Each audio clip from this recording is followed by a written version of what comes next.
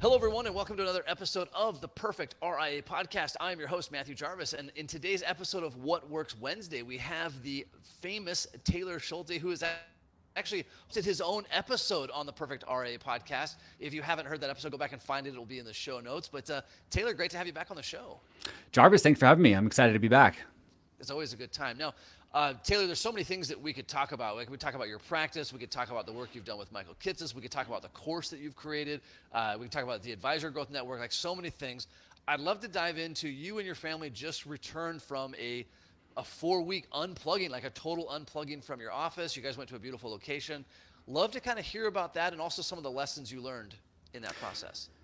Yeah, well, I mean, it's a good starting point for this because I mean, you were kind of an inspiration way back when I first met you, and I think you were talking about taking a month off, or I think Yeah, at one point 6 months off and sailing the world, and yeah, I remember you bringing it up, and even just talking about taking a week, unplugged from your office, and I thought that was impossible.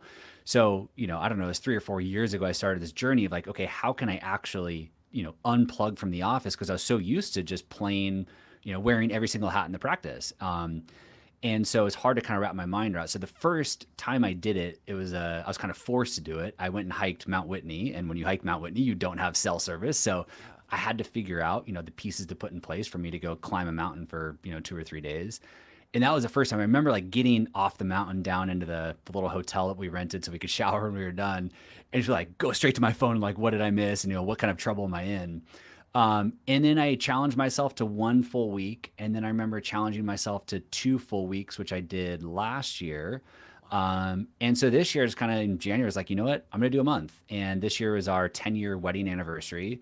We always said like if we had kids, we would take them to Kauai, which is where we had our honeymoon. Oh, And it was our fun. 10 year. And I said, why don't we just combine that with my month-long mini sabbatical and completely unplugged for 30 days. So I did that, and we just got back. And I know I shared some of the lessons there. So I don't know where you want to go, but it's been an interesting progression just from like, there's no way I could take 3 days out of the office to I took 30 days out of the office. I could probably take 90 days, but I don't think I ever will based on my experience I just had.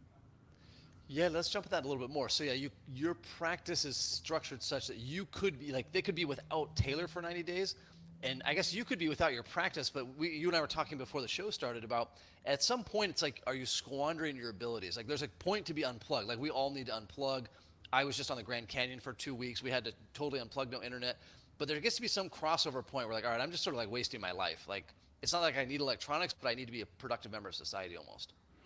Yeah, I've been so focused too on just like what do I enjoy doing in my professional world? Like what do I enjoy doing? What am I really good at? And how can I just do that all day? And I've put a lot of effort into making that happen and in hiring the right people and putting the right pieces in place and systems and processes and all of that. And I'm living that, and I learned through this exercise, like I get to do what I love and what I'm good at most of the time. So it's not like I'm like escaping from something. Like I'm going to go take 30 days off because I hate my life. Yeah. So yeah, it's been interesting. Yeah, it is. And one of the things you and I were talking about, we live in this culture. I feel like I'm just pontificating here, but we live in this culture where it's like you go on vacation, you cram in as much as you possibly can because you're on vacation. Like you said, people are escaping from their work or their life that they don't like. But you going back to your house, you're telling your wife, like, I'm excited to be back. Like, I want to be back. I want to be back to our normal life. And so I think it's tough for us lifestyle advisors you've got to kind of look at this from a couple different angles, right? Like, I need to make sure I'm not addicted to electronics. I need to make sure my practice can run itself without me there every day. At the same point, I don't need to be like a monk living electronics free on the mountain. Yeah, yeah. And I think because this was my first attempt at doing this, I'd never taken this long off ever in my 15-year career. I went in with zero expectations. I was just like, my only rule is that I'm 100% unplugged. I'm not checking, email, not responding to phone calls or anything like that. So I had zero expectations. I just said like, I'm just going to do it. I didn't really put much thought into it. And what kind of struck us kind of towards the end of the trip was we should have been more intentional about defining, vacation versus just living somewhere else for a period of Yeah. time. 30 days of straight vacation just really began to wear on us. It also began to wear on our kids, like halfway through the Mm-hmm. trip. The kids started to kind of misbehave. My two boys, who are like very well potty trained, started to wet the bed. And it's just like you can only do whatever and eat whatever for so many days. And we're going to do this next summer. I think we're going to do something more like 6 weeks and be really intentional about saying the first 14 days is just pure vacation. We're just going to have a blast and do whatever we Sure. want. And then the next 4 weeks, we're just going to be living somewhere else, and we're going to take care of ourselves. And I think personal care and personal development was something that was totally missed for the last 30 days. And it just didn't feel good. It's like, I don't even want to drink another pina colada. Like I just want to like get in and create and get back to like what I enjoy doing. Yeah, that's an interesting distinction, Taylor. Like, I guess, what portion of this trip is vacation? What portion of this is just living there? And maybe that week to 2 weeks is the magic point. There's probably not an exact marker, but yeah, if you're going to go somewhere for a week, you're on vacation, right? Pina coladas every night. Let's go to tourist attractions every single day. If you're going to be there for 4 weeks or 6 weeks, like we spent last year we spent a month down in Cabo in the winter. It's like, cool, I brought down computers, I brought down, made sure I had internet, we had a daily routine as a family. We had 1 or 2 days a week where it's like, this is the day we're gonna go out and do touristy stuff. But the other 5 days a week, here are the books we're gonna read, here's our daily schedule, here's how we're gonna do meals. There's somewhere in there's a tipping point that's uniquely available to us that have set up our practices really well. Yeah, and I think again it was helpful to do this without expectations, so I could kind of figure out where those breaking points were and what really feels good to me. Because I'm sure there's some people listening saying, "No, like I need 30 days of completely, unplugged time," and that's totally fine. But just listening to you, I mean, you were really thoughtful about how you spent your time, and that's what I was afraid of is if I bring my computer with me and Mm-hmm. I'm, blending in work with vacation, I know myself well enough to know like I'm going to get distracted. Totally. My son is going to want to play or go to the pool or whatever, and I'm going to have that excuse like, daddy has to take care of something. And I just don't want that. Yeah. And so I do want that dedicated time to just like have fun with my family that I don't get a lot of, at least like that many consecutive days. So that's why I do like defining like, all right, we're going to have a blast for 14 days and swim and whatever. And then after that, we're going to have some real structure to this time. I'll put more thought into it next time around, but Yeah. and we'll see how it actually shapes up. But that was a big one. The other was, the kids having something more to do other than just swim and hang out, and thinking about putting them in some sort of like educational program or daycare or camp or something. It's just like 30 days for them of vacation is just like it's just way too much. Yeah. Yeah. And personal care for ourselves. It's like, I wish I would have joined a yoga studio out there in Hawaii, and I don't know, just like something more than what we were doing. Yeah, yeah. I mean, how are you going to get proper nutrition in, and how are you going to get your exercise, and when are you going to run? There's not. I'm glad we're having this discussion because there's not a lot of people I think in our industry or out who can do that kind of thing. Like, not a lot of people can take 30 days off and still have like a normal career to come back to. So I hope this turns into a bigger discussion inside the industry of like, all right, if you're going to be away for 30 days or 2 weeks or 6 weeks, what does that look like? What program did you find for your kids? When are you exercising? I know that when my wife and I, if we're going to be somewhere for more than 2 weeks, we kind of just settle in to live there. So we find a CrossFit gym. Like, we make sure our Airbnb is close to a CrossFit gym. We make sure that we have a housekeeper because I don't like cleaning house. So like we have a housekeeper that stops by, and we kind of have this checklist that we go through. Like, okay, this isn't a vacation. Like, we're going to live here for a while. Here's what that looks like. Yeah. Another thought too that just popped in my head. I was before this talking to a good friend advisor up in the Pacific Northwest near you actually. And he was saying that he did a month long trip, and he tried to work and vacation at the same time, Mm-hmm. dedicate a couple of hours each day. And what he found was he couldn't like 100% get into work mode during those hours. And Yeah. then he couldn't get into 100% vacation mode when he was away from it because like work was always in the back of his head. And so again, like really being intentional about, splitting this time apart. Otherwise you just kind of like, you got one foot in, one foot out, kind of each thing that you're trying to do. Yeah. Yeah. I think part of that comes down to as well, Taylor, of being really intentional going in. What does success look like? Like, is success that we're just going to live here and I'm going to have my normal life and I'm going to work, let's just call it 8 to 5, and I'm going to spend time with my kids in the evening and my family? That's success, or a success like, hey, we're all going to take this class together, or we're really going to get like into the culture. We're going to take Spanish immersion, whatever it is. So I think just like our practice, if you're going to go for more than a week or two, like, you really need to have defined in your mind, and if you're married, your spouse, what does success look like during this time? Yeah, I agree. It's a good question, and I should certainly put some thought into it. I think this round for me, success just looked like just doing it, like Oh yeah. actually doing it, and saying it out loud, and telling my team and telling my wife, and just like, because I mean, it's tempting to like pull your Oh phone yeah. out and find a way to break into work, but success for me was actually doing it and spending like real dedicated time with my kids and my wife, and um, yeah, I remember like the first 7 day, like 7 days in, I'm like, oh my God, what did I do?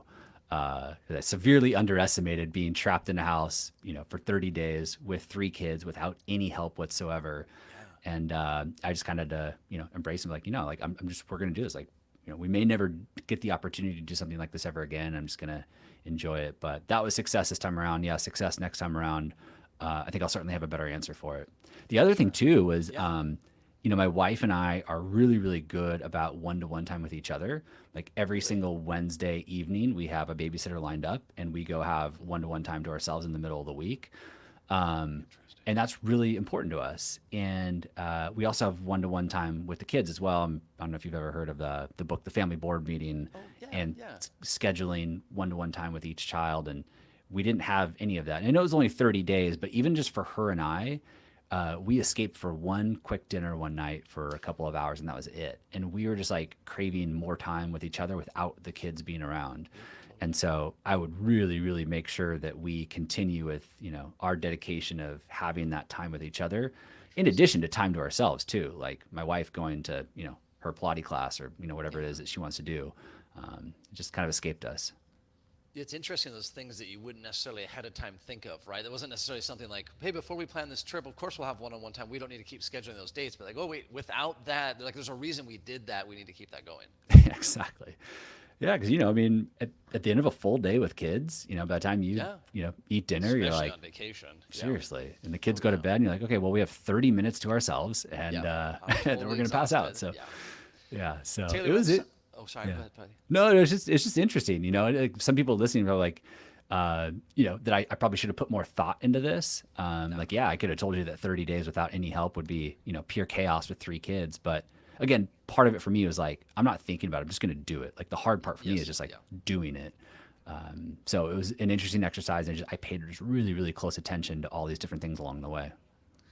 Part of it, I think, for your first one is if you spend too much time thinking of it, you'd never leave. Like if you went and detailed all the like, all right, we have all these things, and we have to duplicate them. Like you would just never, you'd never go. I'd love to talk about that a little bit as it relates to your practice. So you, and again, just to emphasize, sort of, like you totally unplugged from your practice. Like you weren't checking practice emails, you weren't getting messages from your office, you weren't calling to check in on them. What what happened in your practice leading up to that? What happened when you got back? Like were your worst fears realized? And of course, the markets weren't exactly friendly during this last period of time when you were Yeah. gone. Just because I've got a good team in place, and I've taken, 2 weeks off before completely unplugged. There's also, I'm typically off on Fridays as well. And there are conferences and stuff where I check out for. So Yeah. it's not like a foreign thing for me just to be gone for a period of time. Uh, the One of the harder parts is we were onboarding a new employee during this time period. So we have a brand new person joining our firm, and like I'm not even there. Wow. So that was, one thing to kind of work through a little bit. But Tyler, my lead planner here and a partner of the firm, took charge of that and created the whole onboarding plan and got him going while I was gone.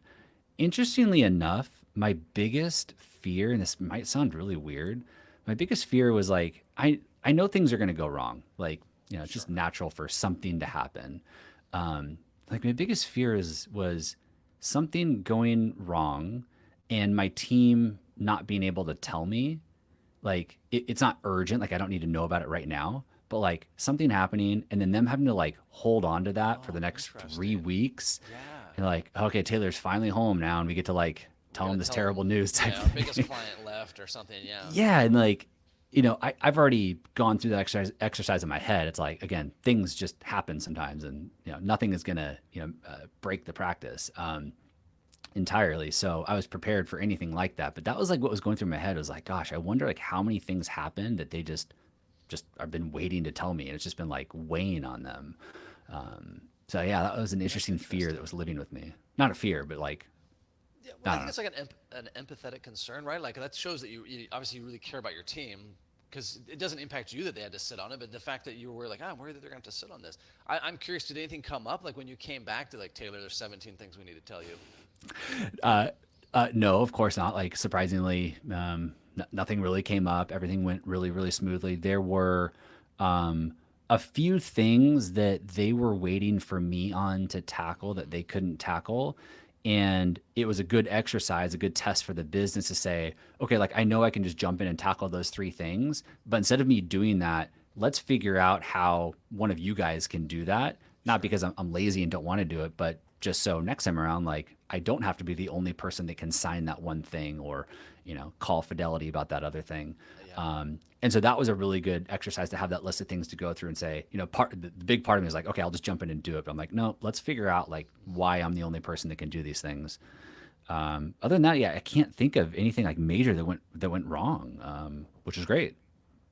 Yeah, I'm trying to think. You and I know a lot of advisors that take these kind of trips, and I'm trying to decide if I've ever seen one really go wrong. I can only think of one, but it was a really outlier case that doesn't even there's not even relevant sharing because it was such an outlier. But I know a lot of advisors, I'm sure you do as well, that have taken weeks out of the office. Again, they set up everything in advance. It wasn't like they just didn't show up one day. But in every case, I think they came back with some bumps and bruises, but their practice was always better for that. Because as you pointed out, Taylor, like they and their team had to figure out, all right, this process, we've got to pull Taylor out of this process. Like, how do we do it without Taylor here? Yeah, that was the biggest takeaway. Yeah, and something else that kind of relates to our prior conversation here was, if anything, I feel like things did kind of slow down. Like we lost some momentum during those 30 days. My role at the firm is mostly marketing and getting the phones to ring and getting our ideal client to show up. And I feel like because I was totally unplugged for 30 days, we certainly like lost some momentum in that department.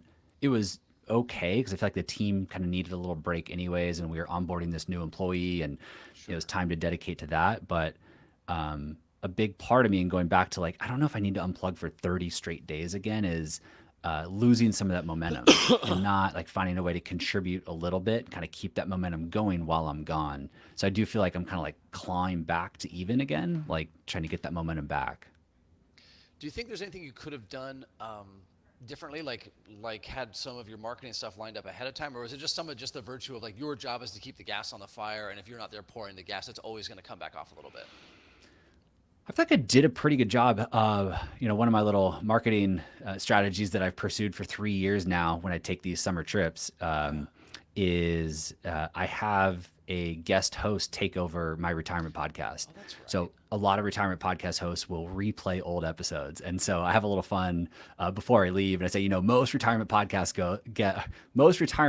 hosts will replay old episodes when they take time off. I would never do that to you. So, I found a good replacement. He'll be filling in for the next 5 weeks. And that person has been Jeremy Schneider for the last 3 years. And so we work hard months in advance of me leaving to have him record his episodes, get all the copy written, get everything edited and lined up and ready to go. So while I'm gone, like the podcast is not only continuing, but Jeremy has a massive audience, like 500,000 followers on Instagram. So he's actually like helping me market the podcast and also, being the host while I'm just hanging out in Hawaii. So it's been a fun little marketing tactic that I've pursued the last 3 years. It's worked out really well. That's really cool. But just to make sure I'm following this, like it wasn't like you left and you said, "Here's the keys to the podcast. Do a good job." Like you guys, they were already created ahead of time. So like the idea that he was like hosting it while you're gone is sort of just a fall back to like old radio days. So it had all been produced. But I think it's a fun idea. Like why not do it? Like it's a really fun thing. And like you said, it's a brilliant win on your side for marketing. Yeah, I mean, he enjoys it. He's lived on Instagram for a long time, and he's wanted to explore like podcasting and other things. So it gives him the opportunity to, try podcasting. Yeah. He likes to give back and stuff like that. But yeah, no, everything is produced ahead of time, knowing that I'm going to be gone, Sure. just because my editor, needs time to edit the episodes and stuff like that. But That's interesting. so yeah, there are things certainly working in the background, but I don't know. It's just like me not being there, and there are certain things that probably need me in my seat actually pursuing. So things like quite like my email inbox, my admin said, just like completely like kind of died. It's like, Huh. and that was another interesting thing. It's like, how much work am I actually creating because I'm just like Oh, that's at a my good desk like question. emailing and responding to things. I'm like drumming up things that I don't, like I'm creating busy work. Because that was an interesting comment she made. It was like, yeah, your email is like actually pretty pretty straightforward. So it's like, well, how Yeah. much of this is my fault? Like, how much am I creating? Am I just like creating email chaos? I mean, she manages my inbox day to Interesting. day anyways, but Yeah. Huh. still, like, yeah, am I creating extra work for myself that I don't need to? That's a good question. I'm going to ask have my team answer that after my next trip, which is, again, like, how did the workload change? There's some of it just like you're not there, but like you said, external stuff, people that didn't know you were gone. It's interesting that died back down. I have to think about that one. Yeah, I mean, I'm not on social media. I mean, I checked social media and like stayed in touch with people, but I'm not like publishing stuff on social media. I'm not Yep. on the podcast with call to action. I'm You're not not like, emailing out to people. yeah, I'm not like Yeah. ingrained. So I don't like responses and people reaching out. And yeah, so how much work am I creating for myself here? Interesting. That was interesting. Taylor, thoughts or advice that you have for other advisors that are getting ready, whether it was like you said, taking your first 3 days off, or a week, or 2 weeks, or now a month off, advice you'd have for that advisor, and you and I were that advisor at one point. We're saying like, there's just no way I could do that. What thoughts or advice do you have for that person? Well, I love what you said, a few minutes ago that, sometimes you just have to do this. Like you'd be paralyzed by the analysis and think so much about it and try to craft the perfect trip that you never actually do it. I talk about that in marketing too. And advisors talk about starting a podcast. It's all the rage these days. Everybody wants a podcast. And you've probably heard this before too, but the first question I get asked is, what microphone should I buy? What That's right. equipment Every should I time. have? Like, what Yep. platform should I use? And it's like, well, why don't you just hit record on your iPhone first that I know is in your pocket? Like, why don't you just start there and prove that you're actually going to hit record and hit publish, and then worry about the microphone and the equipment and everything else later on. So I do feel like we get caught up in trying to like, perfect these things, and then we don't actually do it. So an old mentor of mine, when I left the wirehouse world, I was all worried about everything, and she looked at me and she said, just you got to hold your nose and jump.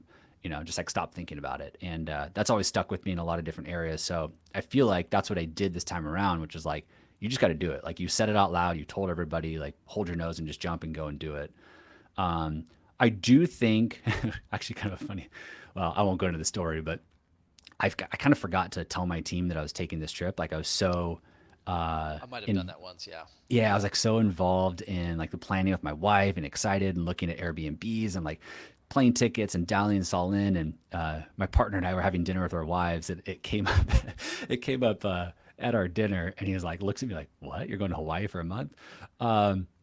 So I probably could have done a better job like communicating with my team ahead of time. This was still like months and months and months in advance, but I certainly think communicating with your team ahead of time, learning what their needs are, where are there gaps in the business, what needs to be put in place before you leave, like being respectful to them, instead of just like, good luck, I'm leaving for a month. So Yeah. I hold your nose and jump, and certainly, think ahead of time and plan with your team and try to figure out what needs to be done. And then maybe the last thing I'd say is just based off my experience with you and my reaction to you saying that you took a month off or whatever it was at the time, like my reaction was like, that's impossible. Like I could never do that. And I would just tell yourself like, it is possible.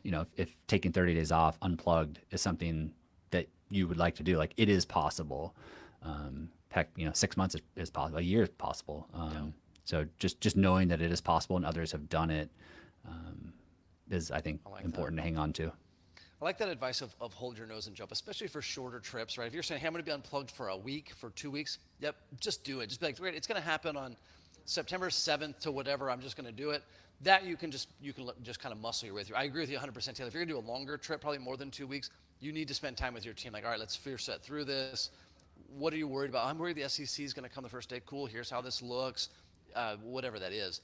But yeah, I like that. Hold your nose and jump. Like it seems impossible until you do it, and then you get done. Taylor, I'd be curious if your experience is different, and then you're like, oh, that was really like silly easy. Like it really nothing blew up. Everything was fine. And I guess if you have some sort of like legitimate fear, if you come to us and you're like, hey, Jarvis, Taylor, like these 4 things will legitimately happen, you need to fix those things in your practice. So hold your nose and jump, and if you're worried about something, then fix that thing. Yeah. Yeah, it makes me think of, when you took your boat trip and, Yeah. you thought of all these like worst case scenarios. It's like, well, what if there's this emergency? Like, well, I always know that like there's an airport nearby and I can jump on a plane and fly back. Like, Yep. that box is checked. So, thinking through some of those things for sure. Well, Taylor, I've really enjoyed this discussion. It's been fun. We've in fact, I think you and I first met each other at FinCon back in like 2018 or something. We went to the JFK Museum, or where the JFK was shot, together with Benjamin Brandt and a couple of guys. Yeah. This podcast though is all about taking action. Any just follow up action items you'd have for our listeners? Things like, hey, go out and take care of this right away.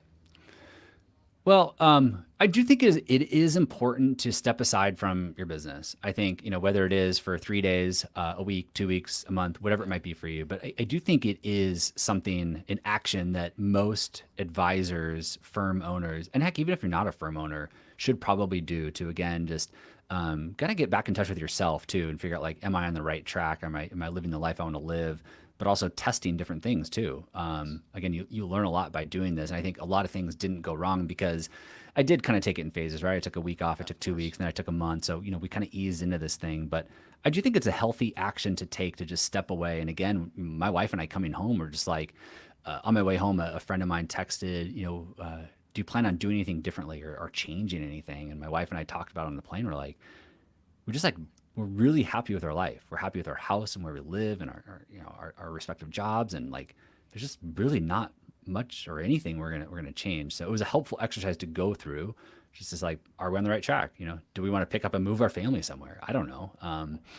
But I do think it's a helpful action to think through and move forward on. Again, pick a period of time, but yeah. But make it happen.